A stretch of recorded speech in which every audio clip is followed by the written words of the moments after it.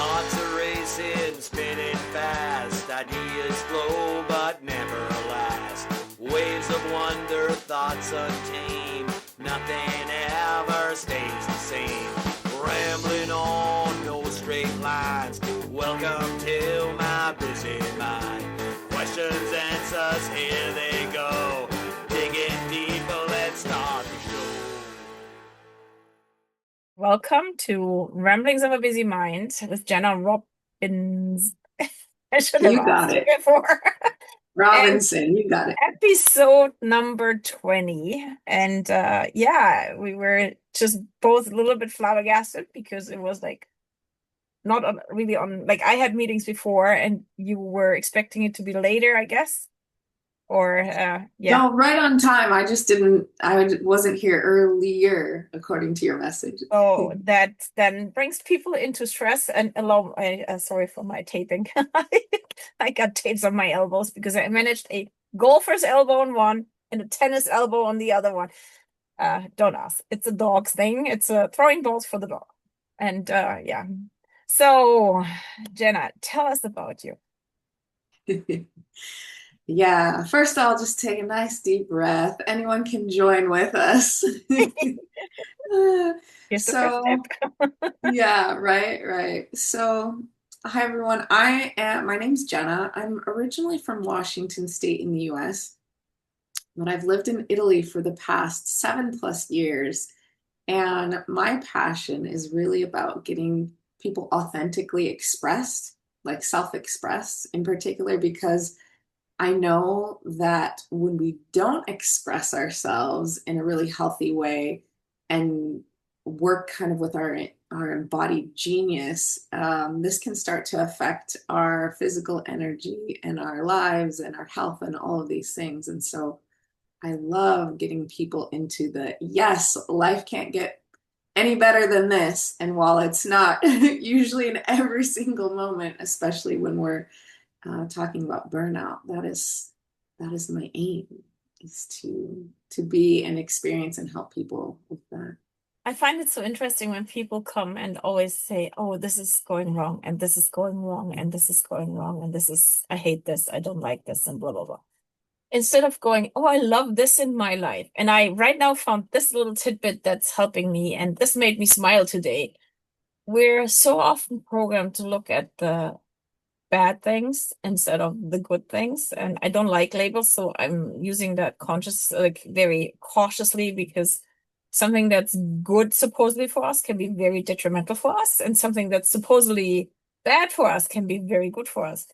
Um, so yeah, getting people to realize what's making them tick, what brings joy back into their life is a huge thing in my clinic as well as in yours. And how do you do?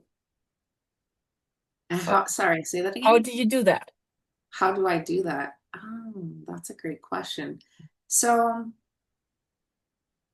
one of the things that I guess you could say that I'm really passionate about, besides the main sort of overall topic of self-expression, is using emotional energy.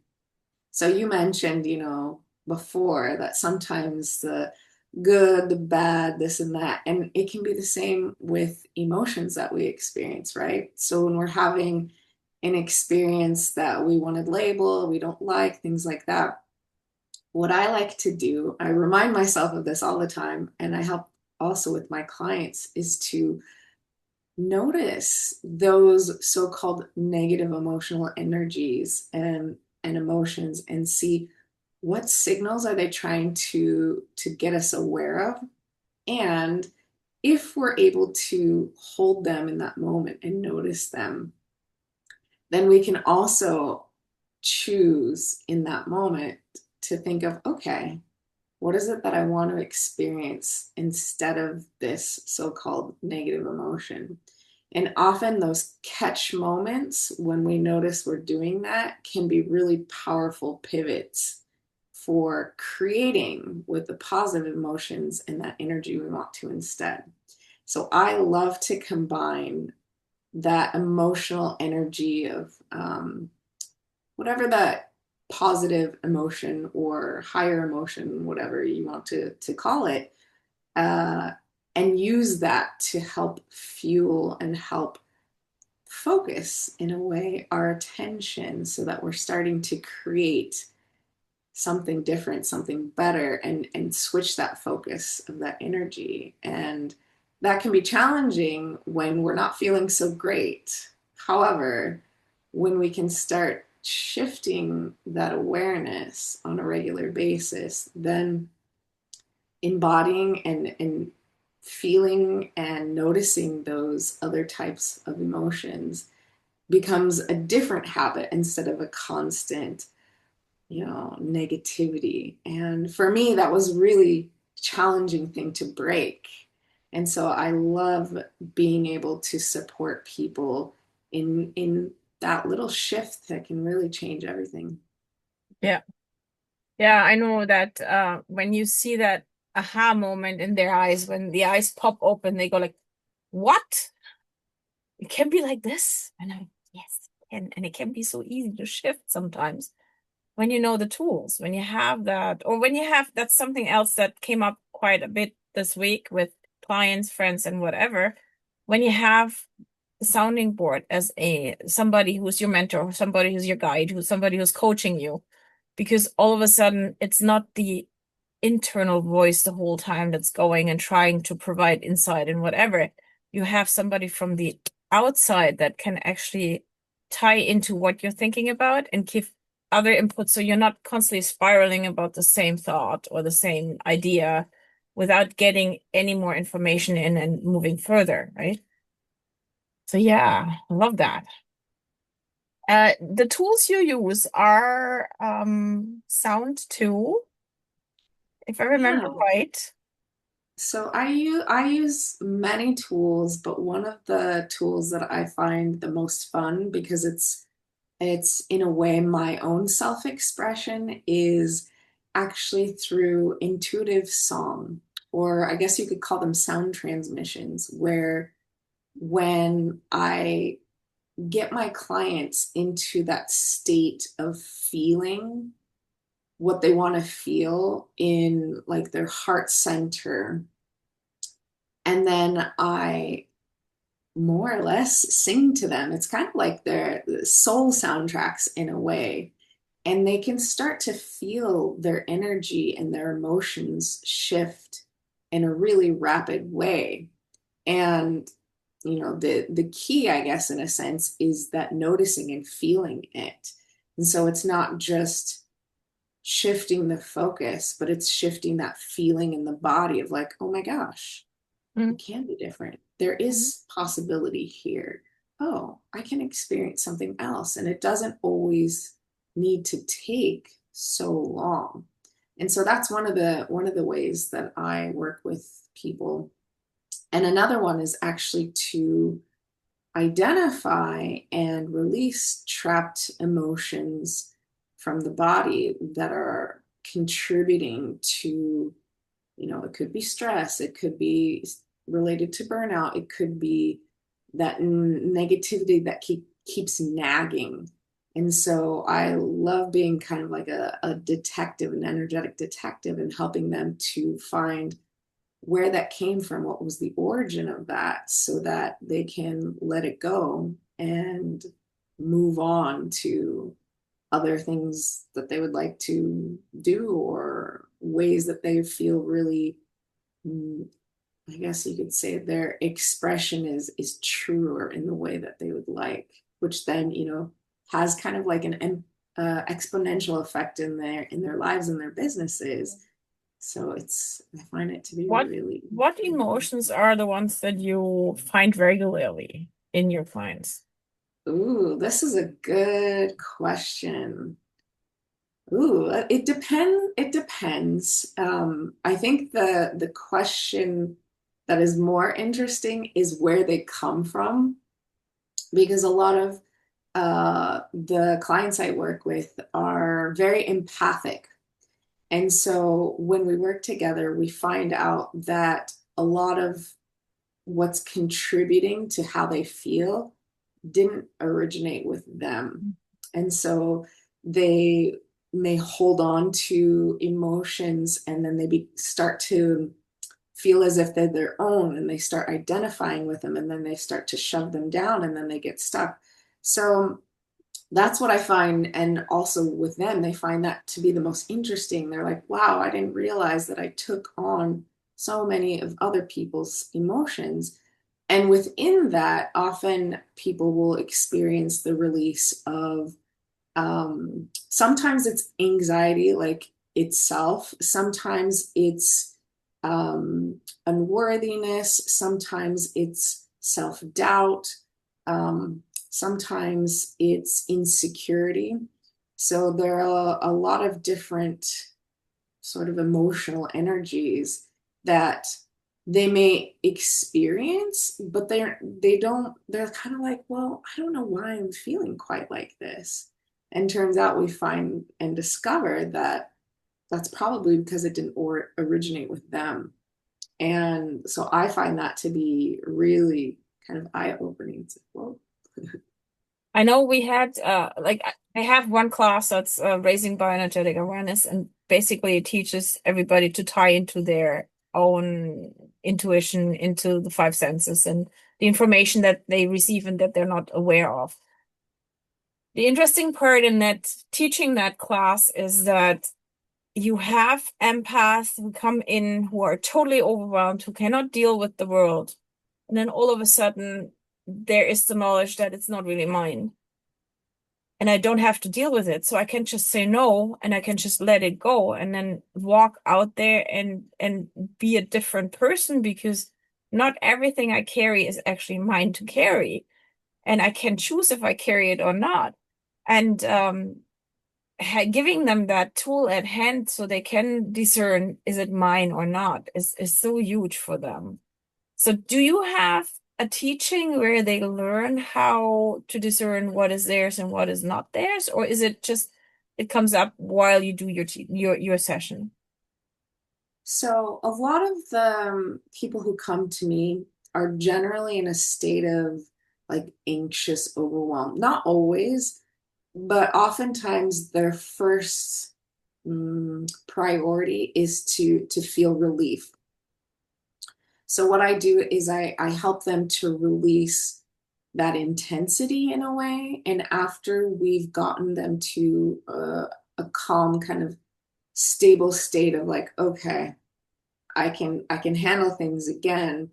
Often that's the point where I will, give them some teachings or some exercises or things to notice, whether they're taking something on or not. Another tool I use is human design, because human design, how I use it is I can take a look at what they call centers and see if they're truly experiencing empathic energy, or if it's really theirs, but they're so sensitive that they feel that they're taking other stuff on as well. So I kind of work with them to identify, well, how do they really experience emotional energy? And then we get them to the relief point, and then we get to them to the point where they don't feel so full, I guess you could say, of those emotions, that they can start to discern, when I'm around this person or, this group, I start to feel differently, and I start to notice, okay, that's actually not mine. And then they can consciously let it go and then move out of that space where they are physically close to those people and experiencing those emotions. And when they're alone, they let it all clear out, and they're like, okay, how do I feel about things? So I have, I guess you could say, a few different ways that I help them to recognize that. But that's the first step, is really getting clear Mhm. first, and so that they can start to actually be aware. So Whoa. if somebody would assume or comes to the conclusion that they are an empath and they're not sure about that, how would you tell them to find out? What would you tell Yeah, them? yeah, That's a really good question. So this gets a little technical, I guess. But for those people who have been either looked up their human design chart or know a little bit about it, I have them take a look at what's called the emotional solar plexus center. And if it's colored in on their charts, then that means that they may be in experience emotions and they may be kind of empathic in different ways. This is just a really brief kind of rundown. But most of the time, the emotions that they experience are theirs to kind of work with. And that's how I am. I thought for the longest time that I was an empath, but really I was just super, super sensitive. And so knowing that I'm responsible for dealing with my own emotions and that other people may be able to experience the amplification of what I'm experiencing really allows me to be more intentional in how I interact with people and how I work with my own emotional energy. Mm. Meanwhile, when somebody sees in their chart that their emotional solar plexus center is not colored or it's not defined, then that is like, oh, you definitely experience empathic energy. And so they can start to notice maybe patterns or the way they cope in a sense. And we can get more specific with how they can best work with their own energy and the emotional energy of others because it's a little bit different. And so I think knowing that, even if you like, I don't know anything about human design, I don't care about it, just this one little piece can be really, really beneficial. And you just tagged into, I think we should probably explain what human design is. And I know there is some questionnaires out there where you can try to find your chart without much explanation, so very generic explanations. But maybe you tell people about what human design is and why they would benefit from knowing that. Sure. So I wouldn't say that I'm a human design enthusiast. I wouldn't say that I'm necessarily a human design expert or teacher.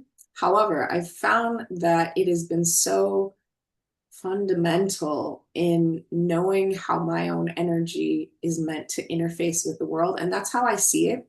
I see it as a system that incorporates a lot of different, I guess you could say, ancient wisdom and systems. There's at least four.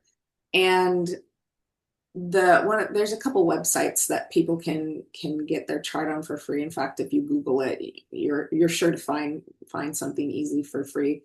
And so I see it as a system for understanding how our energy naturally wants to flow and interface, with those around us. And so that one piece of knowing how that particular emotional energy is experienced and how we interface with others in that way, I find is extremely beneficial, especially for the work that I do. So even if they're like, I don't care and I don't know anything else, that's how I see it, is a way to interface, like how your So energy interfaces. it sounds almost like an energetic blueprint. You could say it's an energetic blueprint, or it And shows you your when you energetic have blueprint. some lacking or some things you don't understand, you look at the blueprint and then you go, oh, this is a connection that's not working, or this is a connection that I'm lacking in. And then it makes it probably clearer. Because I know I've learned about human design. I don't know much about human design. I had somebody do my reading at one of my markets and it was spot on because it like I know myself these days well enough that I can say I agree with that, I don't agree. And if I don't agree, I can look into it and go like, yeah, they're right. And maybe I should do more in that.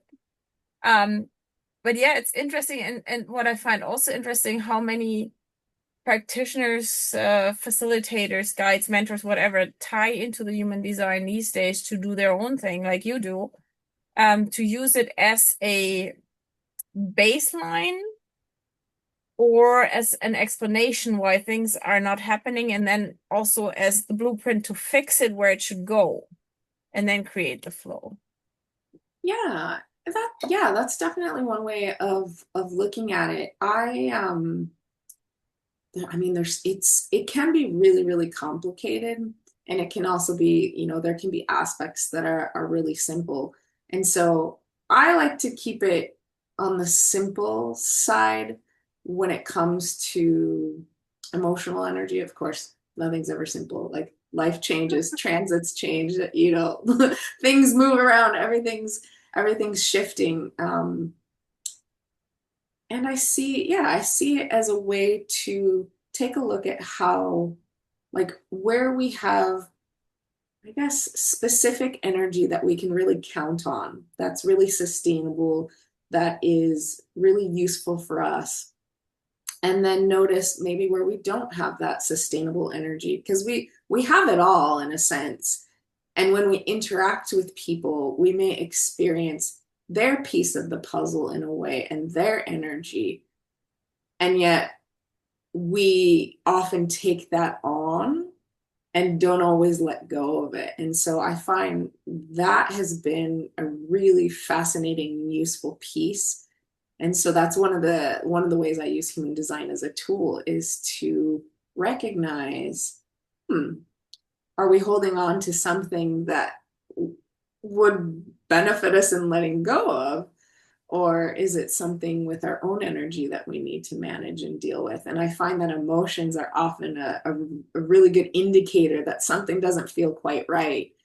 And so it can be a good signal for recognizing things like that.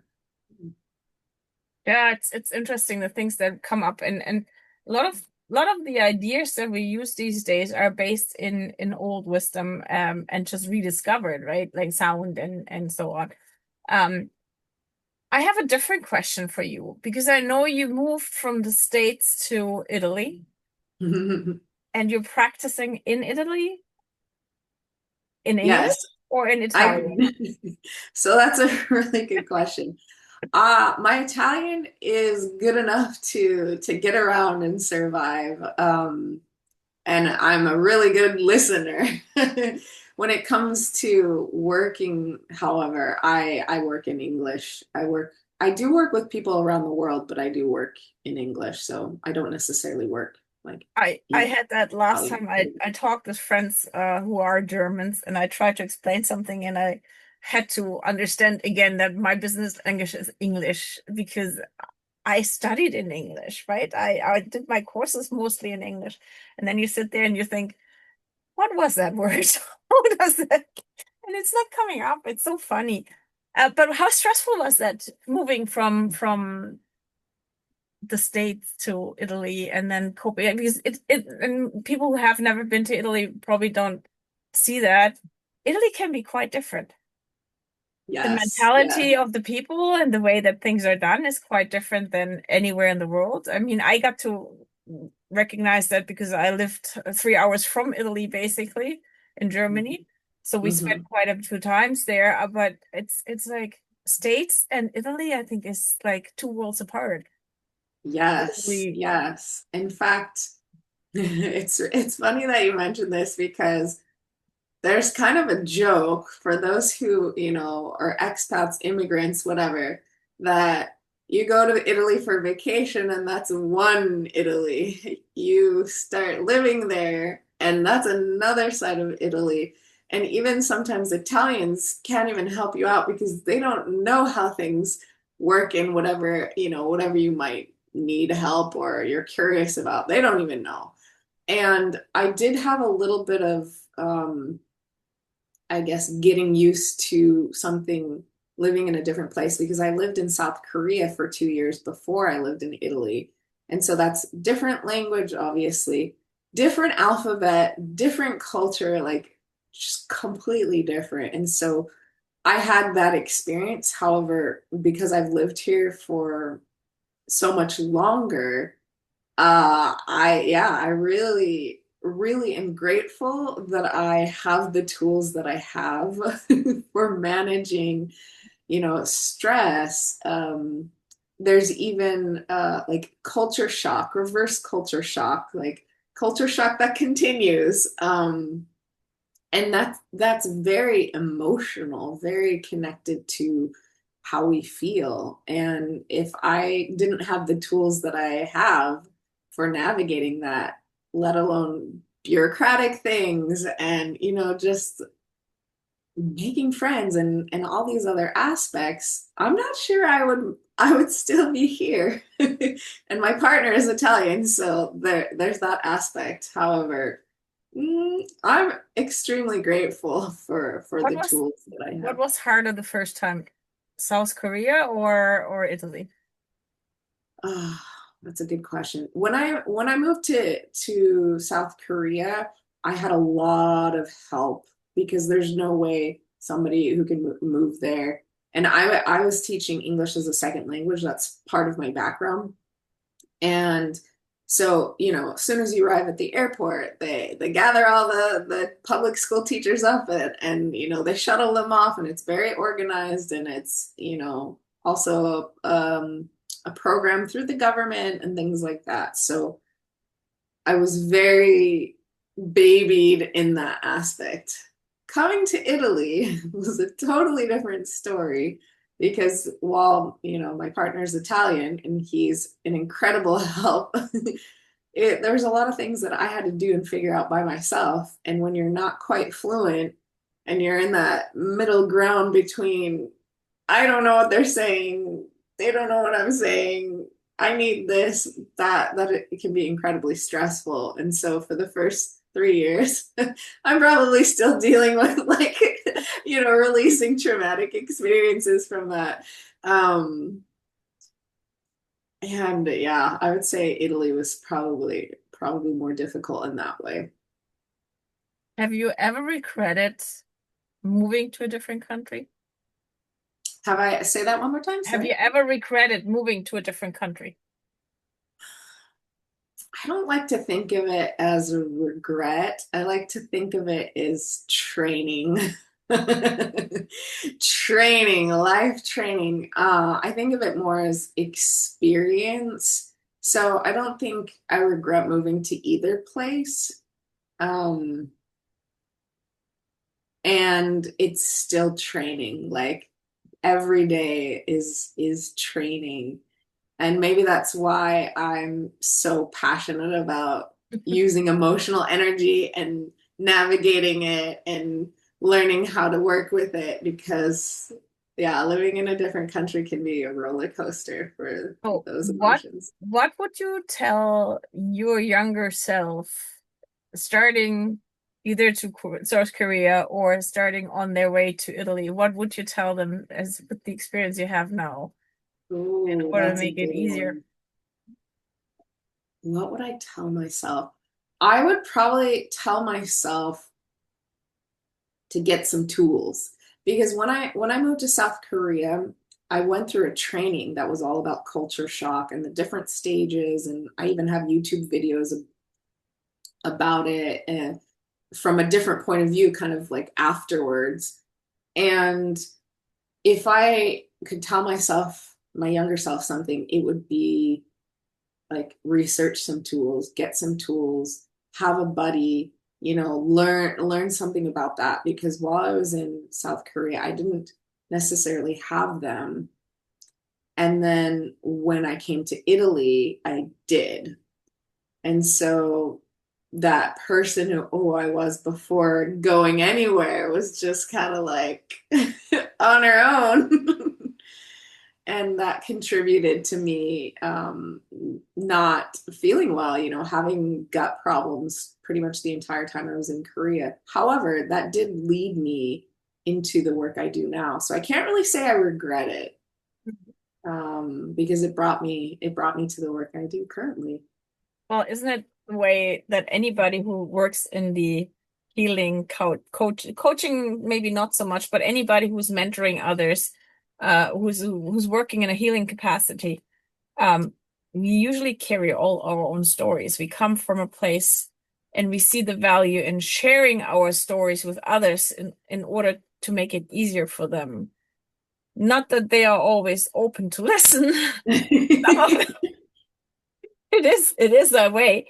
But I find it really interesting to see how many have a story and how often those stories are not shared. And that's one of the reasons why I have the podcast.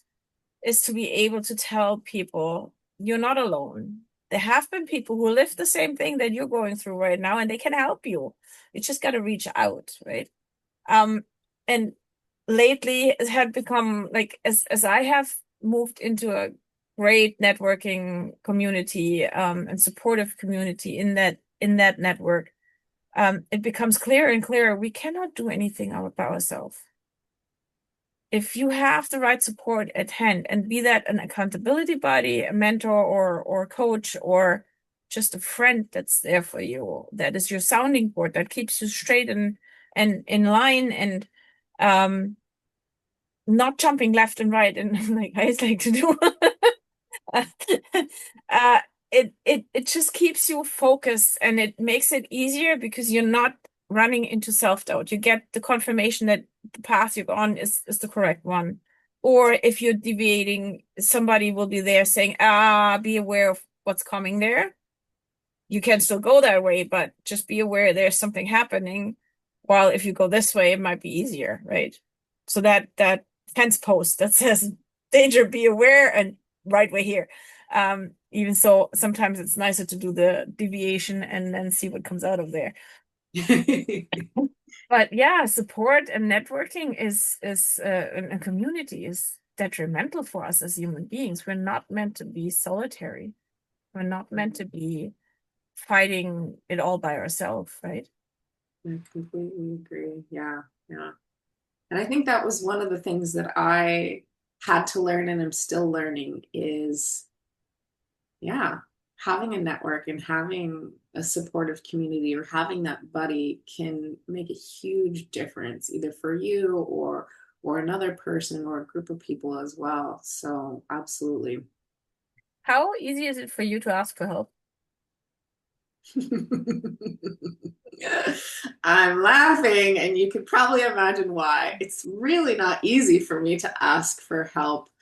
And I think this is exactly the point that connects with what you just mentioned, is when you have a supportive community or people who you trust, then asking for help can be a little bit easier, I think. And this is just my thoughts and my experience, is when you're connected to that and people are helping each other, then it becomes reciprocal in a sense. Whereas if you're off alone, or you have a tendency to stuff things down like I did when I was younger, trying to manage them on my own, then when you're ready, it starts coming back for you to deal with. So yeah, asking for help can be challenging. And when you have people who you can trust, or a community or a buddy, and you're able to ask for support, I think that is a big key.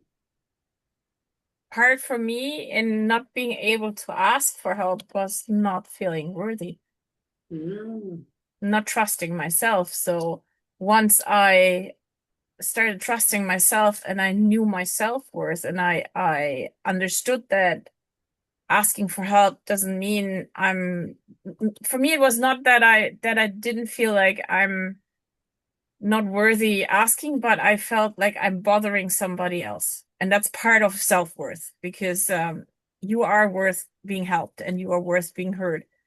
And so learning that lesson and then stepping into, I can ask because yes, I'm worth that somebody takes time for me as well as I take time for others. Because I was always the first one to say, yes, I help you.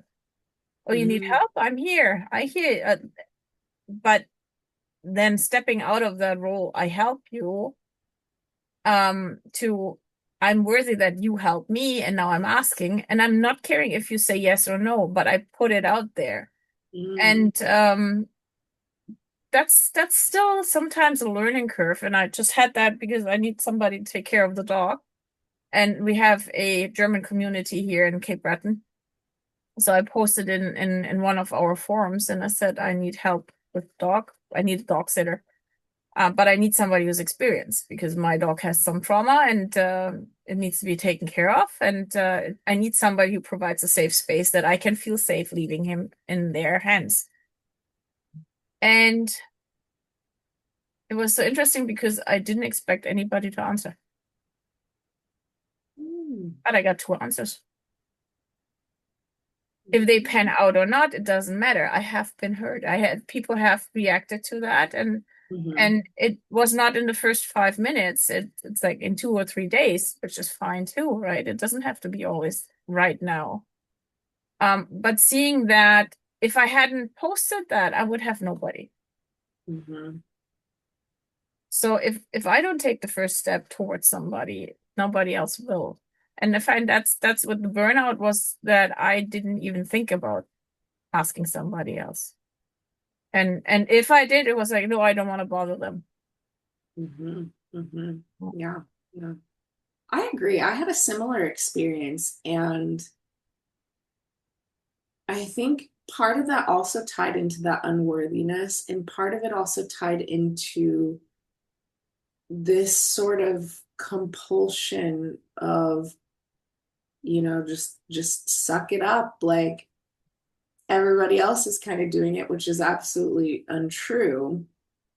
And that kind of sense or that compulsion really took me away from not only asking for help, but feeling worthy of help, but also knowing that actually getting that help would have put me in a much better and healthier situation.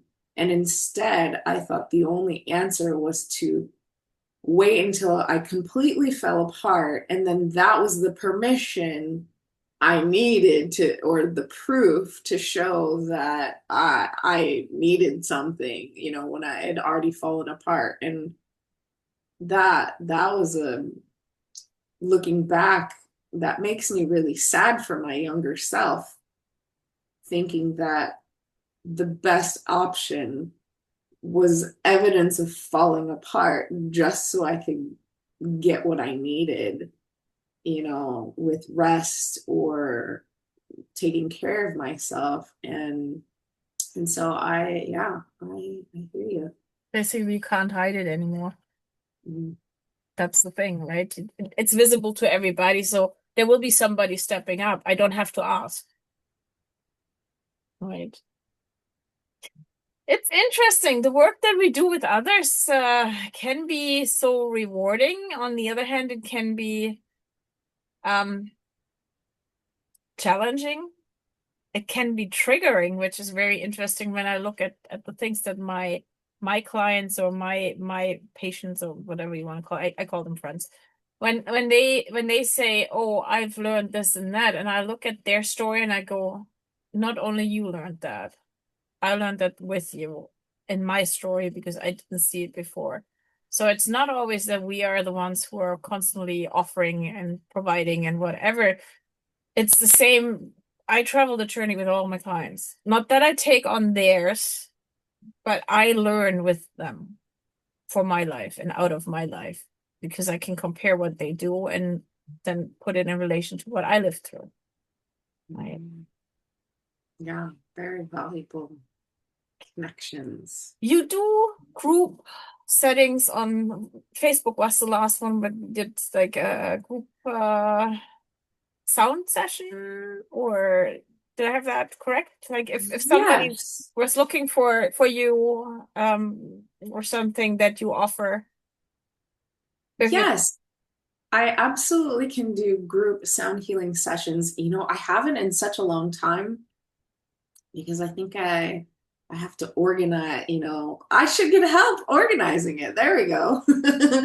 I also do them one-on-one, and I do workshops every once in a while where I'll incorporate some sound healing in them. So yeah, I'm absolutely I can be available and open for doing group sessions. I love group sessions. Sound sessions in person, because with the singing bowls it's so much nicer to have them sitting and then have them play with them, and I'm all for the overall experience, not just like through the ether. But I find there's still not enough offered where you can dip your feet in the water and get to know it and then go for your one-on-one, because sometimes it takes oh, I need to see that first, or I need to connect with that person first before I can go and work with them, due to the resonance not being there before, because I didn't get the feel for the energy. And I have worked with people where I walked into the room and I knew they were the ones that I needed for my next session, right? So, but it's me, like these days I'm so in tune with what I'm doing and how my body reacts, because I'm talking to my body and I'm listening to my body. And one part is the heart space that then, like, it's like the giddy child in me that the heart is exploding and I'm like, yay! And the other part is my gut feeling who goes and says like, don't do, you don't wanna. So it's, and I've never put it that way, that I actually, anything that's joyous is up heart, and anything that's be aware is the gut feeling. Right? It's so interesting when these aha moments come for yourself while you talk to Absolutely. someone, I right? love it. Yeah. So would you have one tool that you would like, if you meet somebody on the street today and you see that they are in a state that they need help, is there one tool that you can share? Ooh, that's a really good question. You know, what's interesting. This is probably not what I would like. I would probably just, start humming or walking down the street and humming with, without necessarily talking to them, because I've had experiences where my humming will calm somebody down without necessarily them recognizing it. So if they were in a dire state, that would probably just be my natural thing. For somebody who's a little bit more in a space where they can be aware, I kind of do this sort of teach art thing where I'll invite them to share, like, okay, what are you experiencing right now? And maybe they'll identify one negative or low or whatever you want to call it emotion. And then I'll kind of walk them through, okay, well, what do you want to feel instead of that? And I'll do that with myself. I'll even use like a piece of paper or a sticky note if I want to get really present.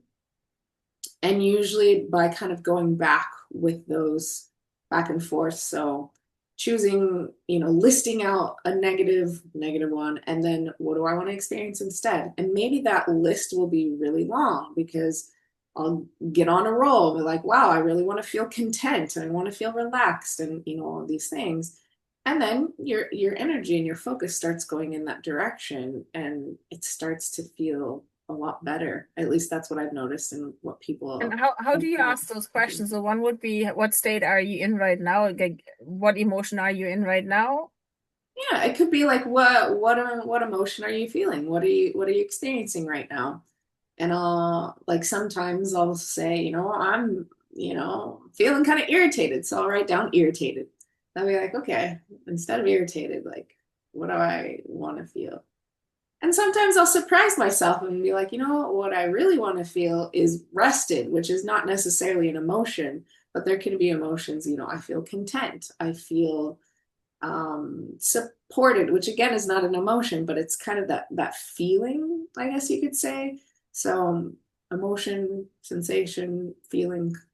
And so I noticed that the more that I start focusing on what do I want to experience instead, what do I want to experience instead, it becomes, I guess, exponential in a way. And then I've expressed how I was feeling and what I was experiencing. So it's not a suppression. It's kind of like this invitation to be like, hey, what's going on? And not ignoring it and not pushing it away, but be like, what's here? And then from there, it's like, what? It opens the space for, what do I want to experience instead? And that's often where we'll get caught in that negative loop, instead of going from that negative to, oh, what do I actually want instead? I had a manifestation workshop yesterday, and it was so interesting again to see how hard it is for people to voice their goals Mm. and to not only voice them, because the typical example that I love is somebody comes and says, I want to lose weight. I want to be not even I want to be, I want to lose weight.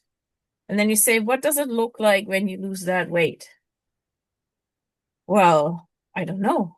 I said, yeah, what you gonna do when you lose that weight? Well, be more active. Okay, how active? Like what you gonna do? Well, And then in the end, hemming and hawing and asking questions, they come down to that picture that they can feel of sitting at the fireplace with surrounded with friends and having a talk and being social. So it's not actually about the fact that they want to lose weight or be slim. It's the fact that they want to be social.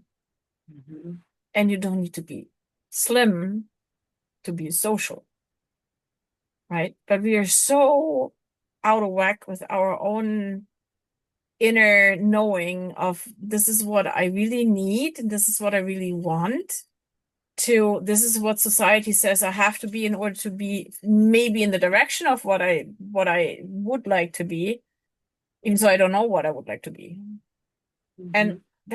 that's kind of hard, because all of a sudden you have somebody who can't define their goal. If you have no goal, you're like a steam machine without steam. You're not powered forward. You have no drive. And you become that cork in the water that's just bobbing along and has no hold to anything. It's just left and right and up and down, because there's no line hooked to it or anchorage hooked to it, right? And then when they finally get to the point to realize they can actually tie into what they want, it's such a great thing, because all of a sudden all that knowing is in their eyes and all that knowing is in themselves, that because they trust themselves, they trust what they feel is right, they trust what they sense is right, what they hear, what they imagine can be right. And then all of a sudden manifestation is possible, because they know where they're going, but they cannot even start with that picture where they want to go. Yeah. I think that's why I love working with emotional energy, because if they don't know what they want, but they know this uncomfortable feeling that they're having, we can actually guide them to, okay, what do you want to feel instead? And when you feel that, then they can start, thinking about, well, the goals and what it is that I really want. And all of a sudden they're having these ahas, because they're emotionally connected to that as well. So that's really cool. Yeah. Mhm. Yeah, lots of things coming up these days with people, like just in conversations and collaborations. But the core always comes down for me is that we don't trust ourselves Mhm. and we don't value ourselves. Those two things, like trust and being really seeing yourself as something of value. Then you can start tying into your health, and you can start working into becoming, evolving into something that's more along the lines that you want to be, right? And I find it really interesting that when people come and say, yeah, I come and see you, and then they don't do the work, they don't tie in, or they don't hear what you're saying, because they're not able, willing, or ready to go the next step. And I think that's one of the most important factors that's not taken consideration. There is no change happening when one of those three factors is missing. So you can be willing, but you might not be able or ready. You can be able, but might not be willing and ready. And you can be ready, but you might not be able or willing. And so only when you reach all three states, then you can exactly step out of the quagmire that you're in, because otherwise you're going to be always being pulled back into whatever is there, holding you back, right? Moving back to old patterns or belief systems, whatever's there. Yeah. It's a So lot to consider. A yeah, lot to play a lot with, of a lot things, to play right? with and ponder. Yeah. Well, I'm glad you came. I've been hounding you. I know. Thank you so much for having me. I wasn't going through burnout, but I found myself, wow, really need to rest these days, and Yeah, honoring that, and having to, yeah, really listen to my body so that it doesn't end up in that state yeah. of old patterns from before. So I'll wish you good rest for now. Thank you so much. And Thank you for having this conversation with yeah, me. I'm gonna add all your information as with every other guest into the chat and into the caption so that if anybody feels drawn to you or resonates with you, they can reach out to you personally and see if they can work with you or pick your Perfect. brain. Thank you, Jenna, and good luck in Italy and enjoy your time and the good food.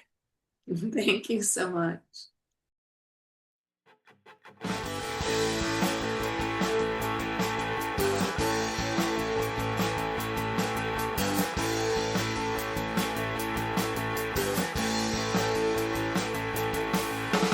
Thoughts are racing, spinning fast. Ideas flow but never last.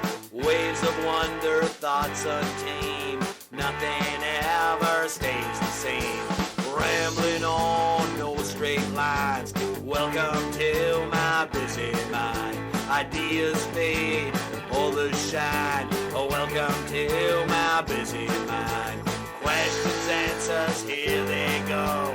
Digging deep, let's start the show. Questions, answers, here they go.